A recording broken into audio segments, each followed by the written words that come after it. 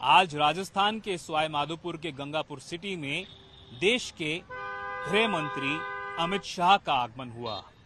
अमित शाह ने यहां पर सहकारिता विभाग के बारे में लोगों को संबोधित किया, किसानों से बातचीत की और पब्लिक मीटिंग के जरिए देश की सरकार, केंद्रीय सरकार के कार्यक्रमों के बारे में लोगों को बताया। पर जब अमित शाह बोल रहे थे तब एक वाकया हुआ जिसकी वजह से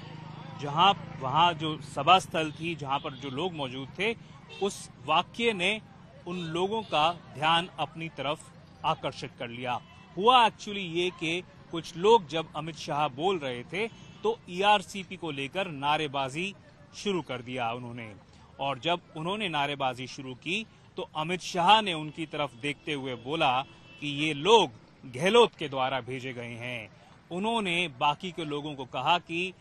आप लोग अपनी तरफ बैठे रहिए, अपनी जगह बैठे रहिए, इनकी तरफ ना जाइए, ये लोग अपने आप 5 मिनट में चले जाएंगे। पर गहलोत के ऊपर आरोप लगाते हुए उन्होंने कहा कि गहलोत नहीं चाहते थे, यानी कि राजस्थान के मुख्यमंत्री नहीं चाहते थे कि देश के गृह मंत्री राजस्थान में आए। उन्होंने कहा कि जब उन्हें न्योता दिया गया था इफ्को के द्वारा इस सभा में आने के लिए, तो उन्होंने कहा था कि अशोक गहलोत नहीं चाहेंगे कि वो यहां पर आएं। तो उन्होंने कहा कि उनसे पूछा गया कि आपको ऐसा क्यों लगता है कि देश के गृह मंत्री का आगमन जो है सवाई माधोपुर में, उसके खिलाफ या ऐसा होना मुख्यमंत्री नहीं चाहेंगे। तो उन्होंने कहा कि ऐसा इसलिए है क्योंकि जो लोगो है उसका रंग लाल है और जो लाल डायरी है उसका भी रंग लाल है। तो साफ तौर पर व्यंग करते हुए, कटाक्ष करते हुए राजस्थान के मुख्यमंत्री अशोक गहलोत के ऊपर कटाक्ष किया उन्होंने, और ये भी कहा कि अशोक गहलोत को लाल डायरी के मुद्दे के ऊपर इस्तीफा दे देना चाहिए और फिर चुनावी मैदान में कूदना चाहिए। साफ तौर पर आज जो पब्लिक मीटिंग हुई उसका मुद्दा सहकारिता विभाग का था, पर जिस तरह से ईआरसीपी को लेकर विरोध हुआ उसका जो एक पूरा माहौल जो है उसने उसको बदल दिया और कई मिनटों तक उसकी वजह से गृह मंत्री अमित शाह जो हैं वो विचलित दिखे। ऐसा लगा कि उन्होंने एक्सपेक्ट नहीं किया था, और जिस तरह से झंडे दिखाए गए ईआरसीपी को लेके साफ तौर पर अमित शाह को ये पसंद नहीं आया। पर ईआरसीपी राजस्थान में एक बड़ा मुद्दा बना रहा है। प्रदेश के कई ऐसे पूर्वी जो जिले हैं वहां पर पानी को लेकर भारी संकट रहा है, और सरकार राजस्थान की बार बार ये कहती रही है कि जो जलदाय मंत्री हैं, जो केंद्र की नरेंद्र मोदी की सरकार है, उनको ये जो पूर्वी नहर योजना है उसको क्रियान्वित करना चाहिए, ताकि जो लोग हैं जो पानी की कमी से त्रस्त हैं उनकी जो दिक्कतें हैं वो दूर हो सकें। और जिस तरह से ये राजस्थान में एक बड़ा मुद्दा बनाने की कोशिश की गई है, उसी को लेकर कहीं ना कहीं लगता है कि अशोक गहलोत सरकार ने बार बार केंद्र की नरेंद्र मोदी सरकार को घेरने की कोशिश की है। पहले भी आपको याद होगा शायद कि गजेंद्र सिंह शेखावत जो कि जलदाय मंत्री हैं केंद्र में,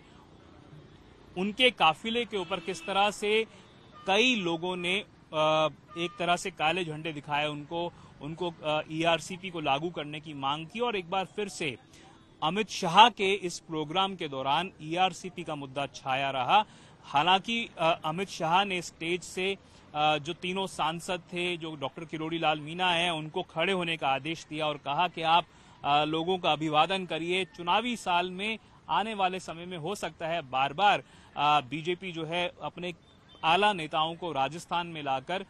पश्चिमी, पूर्वी, दक्षिणी, उत्तर भागों में रैलियां करवाए, संबोधन करवाए। और पहले भी आपको शायद पता होगा कि नरेंद्र मोदी प्रधानमंत्री कई बार राजस्थान में आ चुके हैं। इसी चुनावी साल में उनका कई बार दौरा हो चुका है। प्रदेश के कई जिलों में, दौसा में, सीकर में, सिरोही में वो आ चुके हैं। और एक बार फिर से ऐसा लग रहा है कि जैसे जैसे चुनाव करीब आता जाएगा, भाजपा जो है प्रदेश में जो एक रिवाज चला आ रहा था पिछले करीब 25 सालों से कि एक बार कांग्रेस और एक बार बीजेपी का जो क्रम चला आ रहा था, उसी को शायद कायम करने की कोशिश बीजेपी रखना चाहेगी। वो चाहेगी कि एक बार फिर से 2023 में बीजेपी जो है वो सत्ता में आए। हालांकि स्टेज पर आज कई बीजेपी के नेता मौजूद थे, जिसमें नेता विपक्ष राजेंद्र राठौड़ थे, राज्यसभा सांसद डॉक्टर किरोड़ी लाल मीना थे, लोकसभा अध्यक्ष ओम बिरला थे, केंद्रीय गृह मंत्री अमित शाह थे, पर कई नेता नदारद भी थे, जिनमें से एक वसुंधरा राजे, जो कि पहले कई बार अमित शाह, जेपी नड्डा, प्रधानमंत्री नरेंद्र मोदी की मौजूदगी में स्टेज पर रही हैं, पर आज वो क्यों मौजूद नहीं थी स्टेज पर? क्या इस वसुंधरा राजे को कोई नाराजगी है? जिस तरह से जो दो समितियां बनाई गई थी, एक तो संकल्प पत्र समिति बनाई गई थी और दूसरी चुनाव प्रबंधन को लेकर समिति बनाई गई थी, दोनों ही समितियों में कहीं ना कहीं शायद उनको ये उम्मीद थी कि उनको रखा जाएगा, पर उनको नहीं रखा गया। तो क्या इस बात को लेकर वसुंधरा राजे के अंदर कोई नाराजगी थी, जिसकी वजह से आज अमित शाह की मौजूदगी के बावजूद वो यहां पर मौजूद नहीं रही? ये बड़ी बात है। और अगर बीजेपी के अंदर मनमुटाव है, अगर अंदरूनी विरोध तेज हो चुका है, तो हो सकता है कहीं ना कहीं उसका खामियाजा आने वाले चुनाव में बीजेपी को भुगतना पड़े। 2013 में मुझे याद है जब चुनाव होने थे, तब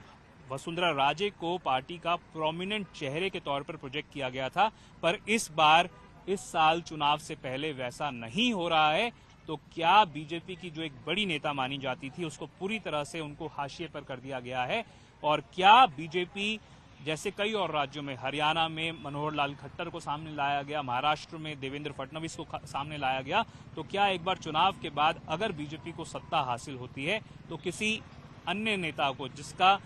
ज्यादा किसी ने नाम ना सुना हो, जिसका संघ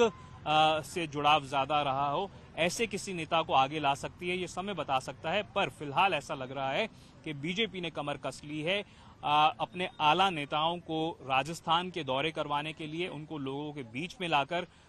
उनको केंद्र की पॉलिसीज के बारे में, प्रधानमंत्री नरेंद्र मोदी के चेहरे के बारे में और उनके चेहरे पर चुनाव लड़ने को लेकर अपने कार्यकर्ताओं को आह्वान करने के बारे में, ये तमाम बातें करने के लिए ऐसा लगता है कि बीजेपी को एक क्लियर डायरेक्शन और एक क्लियर आदेश ऊपर से दे दिया गया है कि आपको प्रधानमंत्री नरेंद्र मोदी के चेहरे पर विधानसभा चुनाव लड़ना है। अगले साल 2024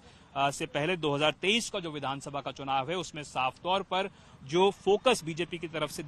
रहता हुआ दिख रहा है वो ये है कि एक तो चेहरा जो है वो नरेंद्र मोदी का प्रोजेक्ट किया जाए कि केंद्र ने ये काम किया है, और जो नीतियां, जो पॉलिसीज, जो काम, जो योजनाएं, जो परियोजनाएं हैं, वो भी जो केंद्र की रही हैं, उसके बारे में बात की जाए। और उसी क्रम में आज कहीं ना कहीं किसानों को लेकर जो बात कही, अमित शाह ने कहा कि 6,000 रुपए किसानों के अकाउंट्स में डिपॉजिट करवाए हैं,